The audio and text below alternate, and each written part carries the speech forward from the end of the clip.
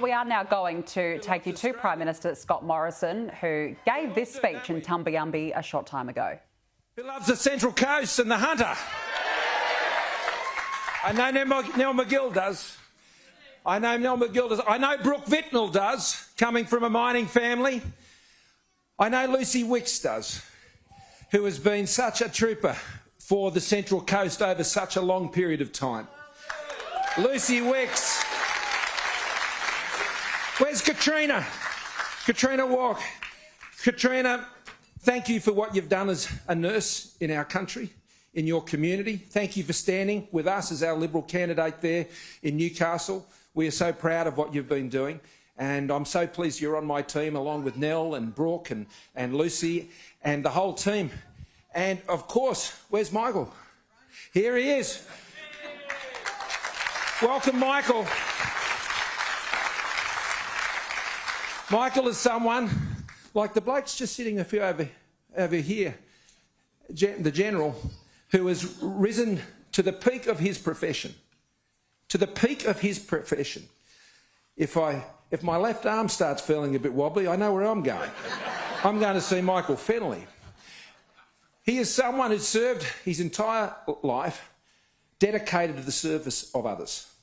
And now he wants to put that to work for the people of the Central Coast here in Dobell. Thank you very much, Michael, for being here and being part of our team. I'm so pleased you're on my team. And to Holly and Jim, it's great to have you here. It's great to see you do the great work you've been doing up here in the Central Coast and the Hunter. Jim, I was thinking about you the other night in the debate. I expect you know the bit I was thinking about when Anthony Albanese was trying to recreate a bit of history about what was happening with border protection back before the 2013 election. Now, Jim and I have been through a fair bit together over the years, haven't we, Jim? But going back prior to the 2013 election, I turned to Jim as the then Shadow Immigration Minister because we were going through as a country at that time the worst border protection failures this country had ever seen, even worse than what we saw what was happening when the Howard government had to fix it all those years ago. And so I'd met Jim some years before, and together Jim and I worked together to create what is now known, not just here in Australia, but around the world, of Operation Sovereign Borders. Now, when we came to government, we put that in place, and it worked. There are three components, Anthony, if you're paying attention. Three components to stop the boats. One, don't get rid of temporary protection visas. Two, make sure you have offshore processing that works. And three, you turn back the boats and you know how to do it.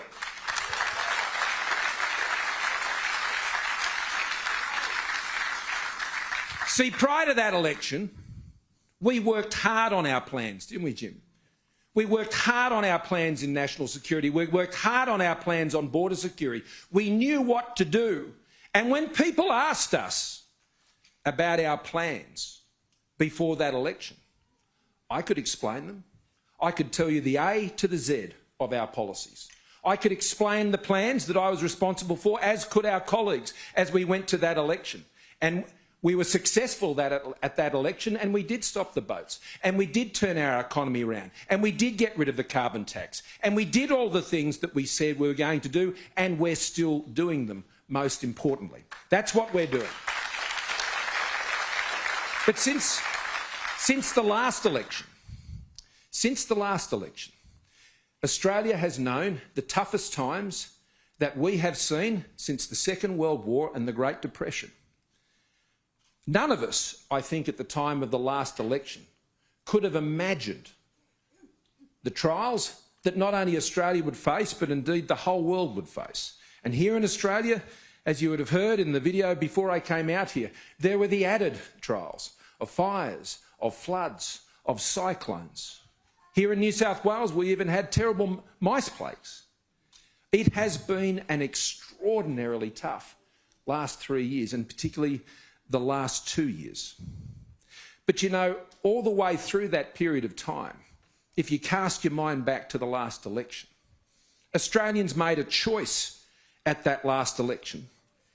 They made the choice to put back in a government and to elect me as Prime Minister based on some very simple principles that we took to the people at the last election.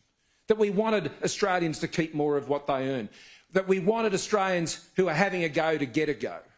And as we faced those trials over these last couple of years, what we did as a country and what we did as a government backed in Australians. Every single thing that we did over the last 2-3 years was based on one big principle, and that was, we believe in the resilience of Australians, in the determination of Australians, and we know if we back Australians in as a government, Australia can come through anything. And we have proved that in the last 3 years. Australians have excelled in a way that previous generations have excelled. And in the test of our generation in this nation at this time, under the leadership of our government, Australia today is leading the world.